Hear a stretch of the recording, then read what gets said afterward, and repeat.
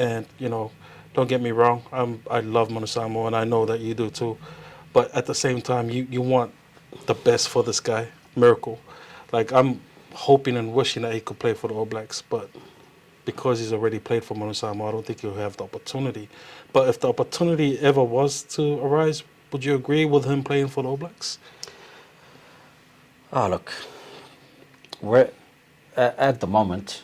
I think you play where you think your future is gonna really help you. So the All Blacks back in the days was the team to go to play to because it opened up a lot of opportunities at the moment.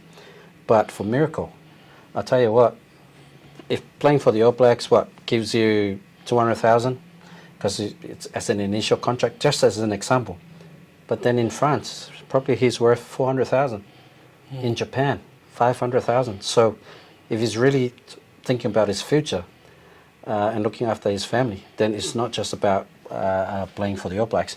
But while we're there, didn't I read something about that Kieran? Kieran, sign up for the Chiefs. Signed for the Chiefs next year. So it just shows that he's played for Tonga, but he's now willing to buy his time, stand down period, for a chance to be selected for the All Blacks. So it is possible for players who are in Moana to have aspirations to play for the All Blacks. But man, that just defeats the whole purpose of why we had this team, was to really prepare those players so that Tonga, Ikalatai can have good players to pick from, and so as Manu Samoa. And I'm excited about what's ahead with the Scotland game.